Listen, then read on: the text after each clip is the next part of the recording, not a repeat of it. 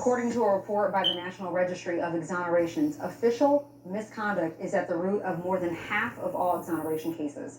BNC's Narissa Knight has more on Richard E. Jackson, the former Dallas County prosecutor who permanently lost his license to practice law in Texas again. Oh, this is an epic day. 34-year-old Mayan Burrell was recently released after spending more than 18 years in prison. He was wrongfully convicted and given a life sentence at 16 years old after a stray bullet killed an 11-year-old. We caught up with Burrell in George Floyd Square in Minneapolis after Burrell met with and hugged people who allegedly withheld video that would have proven his innocence. I was just released from prison at the center and spent more than 18 years in prison for a crime I didn't commit. Are you mad? Are you resentful? Like, what do you mean by that? And whoever's fault it was, you didn't do the crime. Of course, it's going to be some anger, but more than that, I'm motivated. I'm motivated to actually change the conditions of my people. While Burrell was convicted in Minnesota, the states with the highest wrongful conviction rates are Illinois, Pennsylvania, Texas, and New York. Last month, the Texas Bar Association stripped the law license of a former Dallas County prosecutor, Rick Jackson, who withheld evidence that resulted in 2 capital murder convictions of black men 20 years ago. They were recently freed. Chairman of the Texas Bar Association Law Practice Management Committee, Stephen Bolton, says prosecutorial misconduct is unacceptable, and that's why the state had to take action. In this case, the prosecutor failed to follow the Constitution and provide information that showed the innocence of these 2 defendants, and it's totally unacceptable. And he was disbarred. Yes, he relinquished his license and is no longer a practicing lawyer in Texas. While righting wrongs is good and a start, it doesn't give Mayan or the more than 2,500 others who've been wrongfully convicted since 1989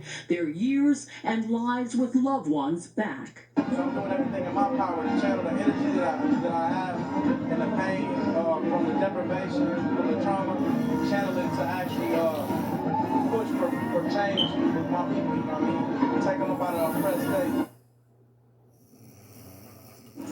Let's bring back BNC's legal contributor and veteran prosecutor, Paul Henderson. All right, Paul, we both prosecuted, and I'm sure you've got tons of stories about prosecutorial misconduct that we've seen firsthand go unchecked. So this case coming out of my old office is a rare example of severe punishment for misconduct in a wrongful conviction case. This former prosecutor sent 2 homeless black men to prison for life for a murder where 1, witnesses couldn't pick them out of a lineup, 2, neither men matched descriptions provided to investigators, and 3, prosecutors made secret deals with jailhouse informants for biased testimony, and none of this information was ever mentioned to the jurors. Your thoughts?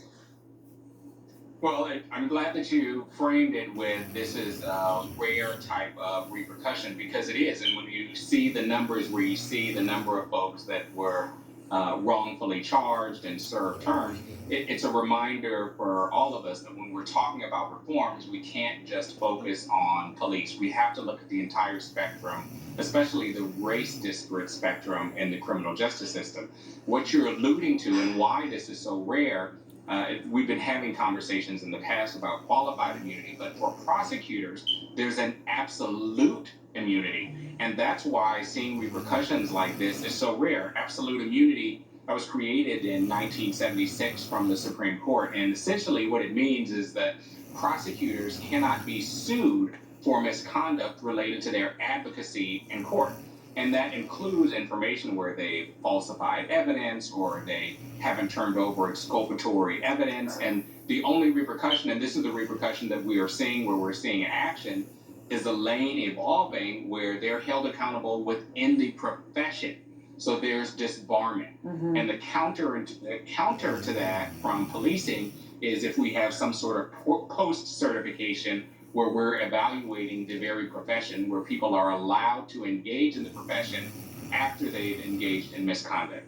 The reason we're having this conversation is because we don't have repercussions from the prosecutorial side for criminal charges related to advocacy, and you can't have repercussions for civil liability. So they can't face lawsuits because of this absolute immunity that we were talking about.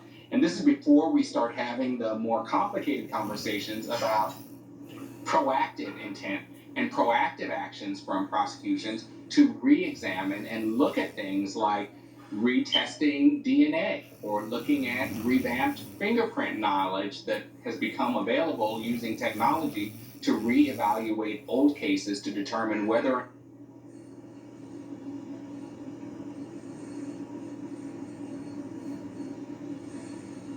Yep.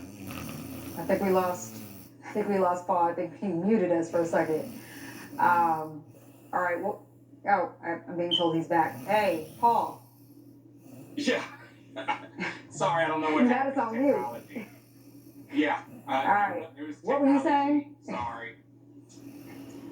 Yeah, I was just saying that, like, what the answer is, I think, in terms of we've defined the problem. I think what we need to do in terms of next steps, in terms of defining best practices, are looking at prosecutorial agencies now to lean in and partner with agencies like the Innocence Project or Prosecutors Alliance and start looking at one of two things. One, reviewing evidence and old cases, and then two, trying to institutionalize best practices to make sure that we don't have the misconduct behavior that we've seen in the past and that we're talking about in this story. In this case, where the repercussion for someone having served 14 years in custody is an attorney at the end of his career being disbarred or not being able to practice.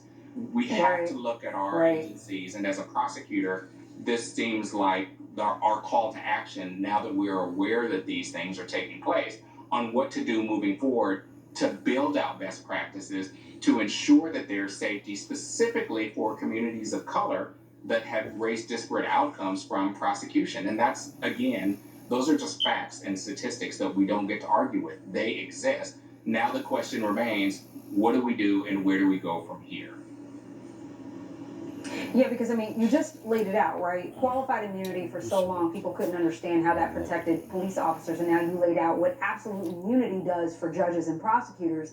And I'm thinking that we need to do away with that, because we talk about officers who take the lives of people by using excessive force, and they are prosecuted criminally, but we don't think about prosecutors taking people's lives in the same sense, right? Because it isn't, but they're sending people to prison for life, and they're taking away years of life from people. And in these two cases here in Dallas, these were capital cases, so death row. So they would have gotten, the death penalty because of what they, allegedly did, and they were proven to not have done it. So I think we should treat prosecutors the same as police officers. So quickly, I want to get your thoughts on the Allegheny County DA, though. They're asking for people in the community and nationwide are asking for him to resign. And basically, he's been in that position for almost a quarter of a century, Paul, and no one has paid much attention to a lot of the racially biased decisions he's made. Might this finally be the thing that leads him to being voted out of office? How do we get people interested in DA races? This is precisely the kind of case we have to highlight for people. I think in having the conversations like you're having now and making viewers aware and understanding that the qualified immunity conversations that people are concerned about correlate in prosecution to the absolute immunity that exists for prosecutors. And it's just as you said, the loss of life and the loss of years from lethal force from the police does translate into the loss of life that people face from prosecutorial misconduct. And we have to have accountability across the spectrum. And so connecting that to the significance and the importance of prosecution, which is exactly like why folks like you and I became prosecutors in the first place, to improve the system, are the things that voters need to bring to the ballot booth to evaluate who is going to define public safety in a way that doesn't give us race disparate outcomes. That's the conversation. That's why we're having this conversation. That's why you have your show. That's why we have audiences that learn from us and take that knowledge to share with their friends, their neighbors, their community into the ballot booth to make sure that the prosecutors that they are elected have just the same standards as we have for law enforcement and our judges as well. Couldn't agree more, Paul. All right, BNC's legal contributor and veteran prosecutor, Paul Henderson. Thank you, as always.